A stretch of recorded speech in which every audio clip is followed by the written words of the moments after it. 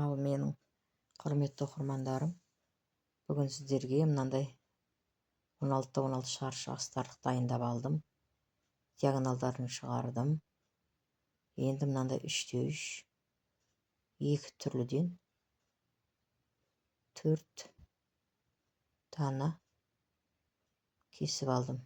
Екі түрліден түседі. Бұны амандасу құрағы деп айтылады. Қазір осыларды төртеуін біріктіріп алып, мынаның дәл ортасына диагоналына қойып тігуім керек.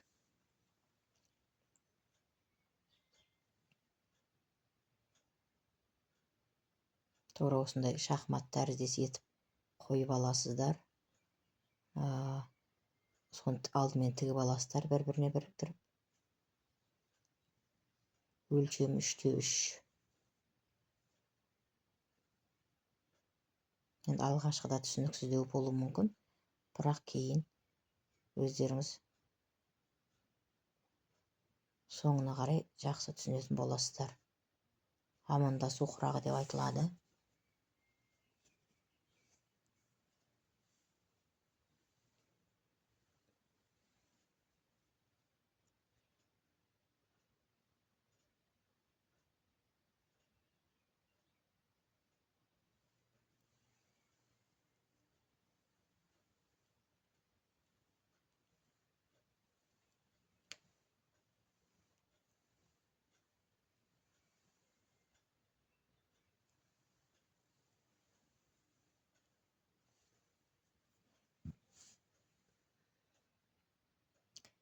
Енді осыны шахмат тәріздес етіп тағы тігіп аласыздар бір-біріне.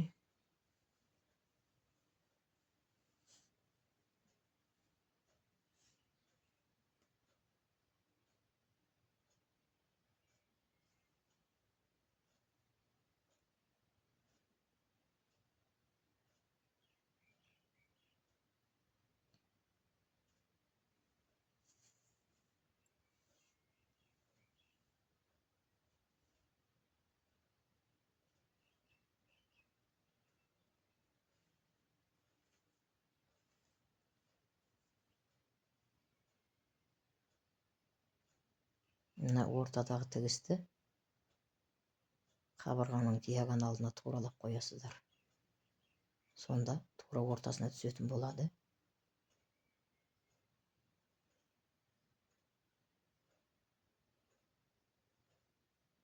Мына тігісті тура диагонал қойыңыздар, мінекей.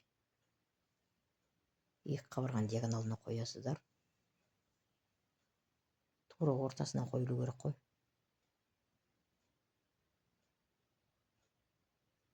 Осылай бір тігіп алыңыздар.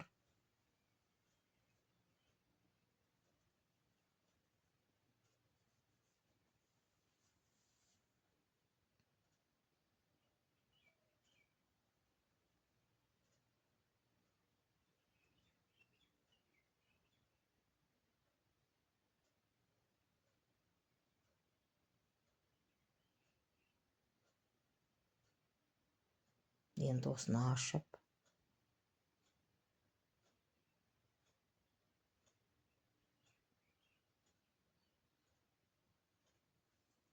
мен мынандай өлшем, екінші өлшемі, бірінші осы ортадағылар 3-3 болса, мынау 5-5. Соны 5-5 шаршының ортасынан бөліп алдым.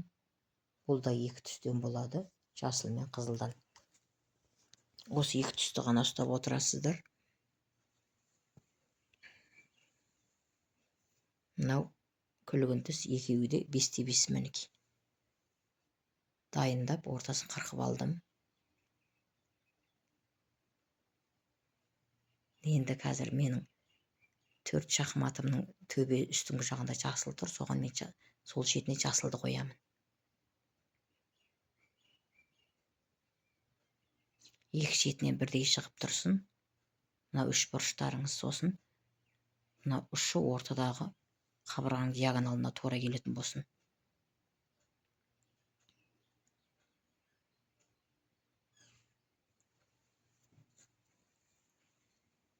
Осылай тігіп аласыздар. Жоғарғы жағында жасыл болса, жасыл қойдым. Мінекей соны қазір енді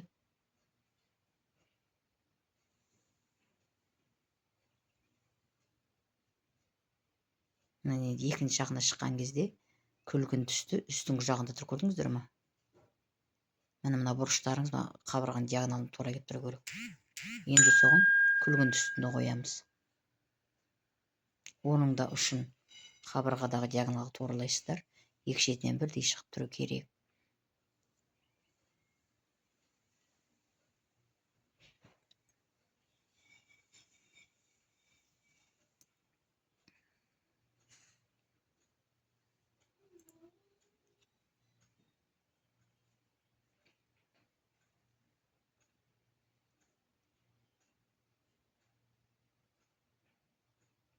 Жаңа ортадағы 4 шахматтың жоғарғы жағында қандай түс болса, сондай түсті жәніне қоятын боласыздар. Мінекей көрдіңіздер ме? Енді қазір жасыл түс қойылады енді. Оны да екі шетінен ұштары бірдей шығып тұрсын. Және ортадағы ұшы қабырғаның диагоналына тура келетін болсын.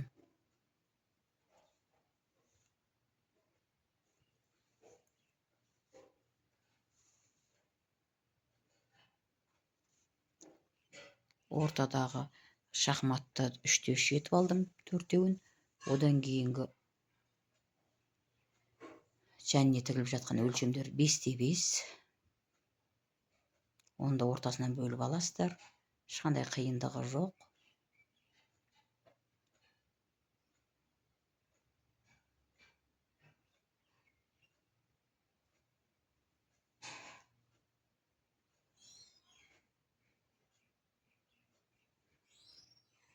Міне қазір сіздерге түсінікті болу үшін көрсетемін тағы да.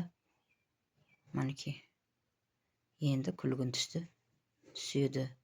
Себебі астында ортадағы шахматтың үстіңгі жағында күлгін түс тұр. Мынаның ұшы мына диагоналға келу керек, көрдіңіздер ме? Соны ұмытып кетпеңіздер.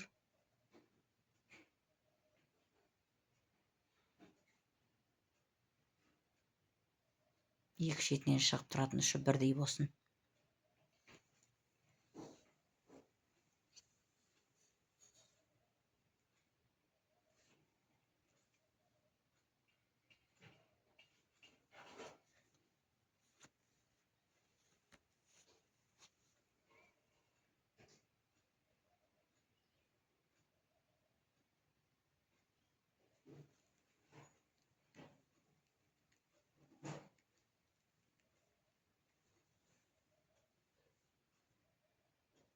Мінекей мынандай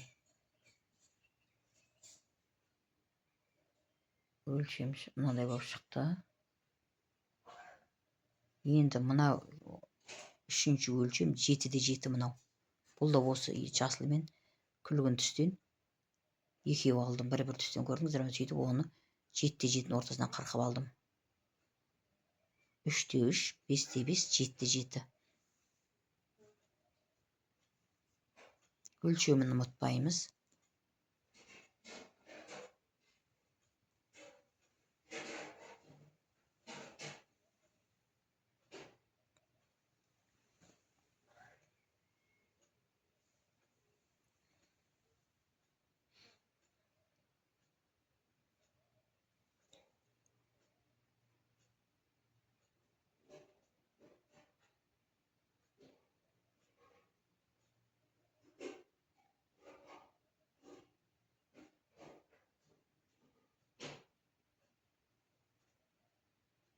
Енді ары қарай жасыл, жоғары жағы жасыл неге өтіп аламыз.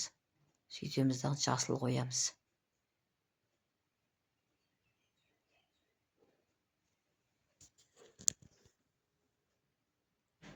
Бұны да тура сондай етіп екі ұшы бірдей шығып тұрсын екі шетінен, және ортадағы ұшы қабырғаның диагоналына тура келіп тұрсын. Соны ұмытпаймыз.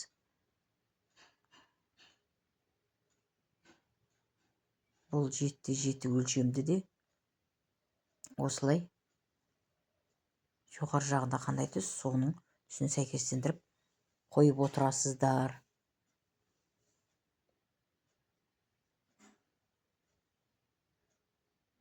Мінекей қазір жылдамдау көрсетейін сіздерге. Енді түсінікті шығар деп ойлаймын.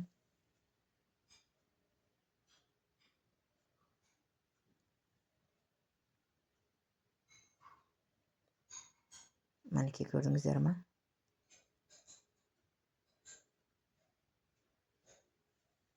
Ортадағы үшін диагоналға келтіріп отырыңыздар. Міне.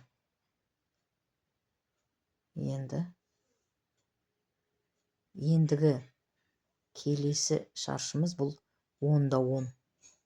Осы 10-да 10-ды екі түстен квадрат етіп алып, енді ортасына бұны да бөліп алдым. Тура сол бірінші екіншіні қайталайсыздар. Мінекей.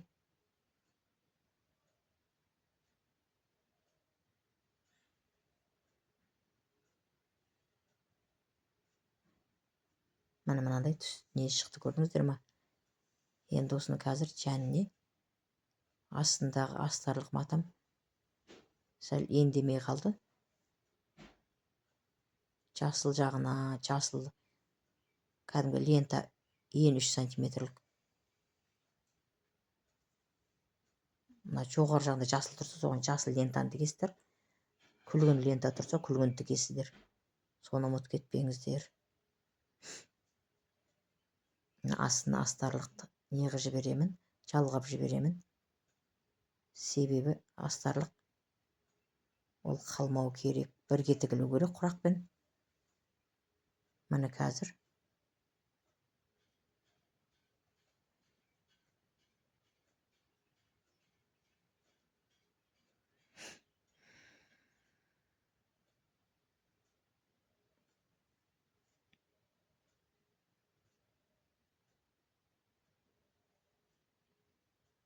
мына көк матадан астына мен астарлық жамап жібердім.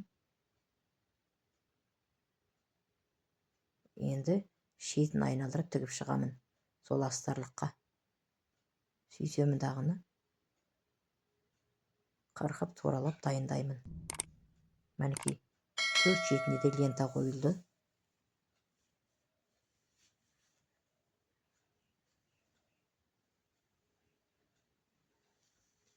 Енді осыны артықтарын қырқып алып дайындап алыңыздар. Тігісін айналдыра тігіп алдым. Енді қырқып алып тастай саламын.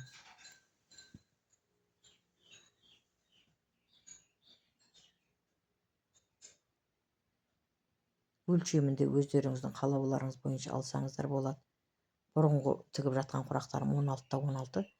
Соған бұны да қазір туралап, мінекей мынандай болып шықты, амандасу құрағы. Көрдіңіздер ме? Осындай болып шығады. Енді астарлықтарын тігіп, қайталап тігіп, туралап қоямын қазір. Бұл астарлықтарын жалғаудың ешқандай несі жоқ. Себебі құрағымыз мықты болу керек біздің. Сол үшін біз астарлықсыз тікпейміз.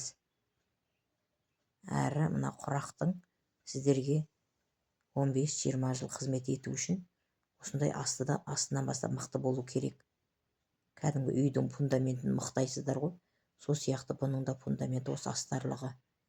Сол үшін мынаны жалғап қосып тіге беріңіздер, ештен кетпейді.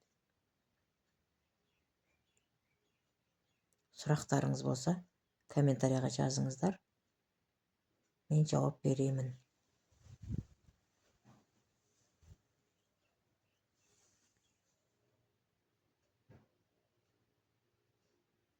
Мінекей астарлығы мықтап алдым мен.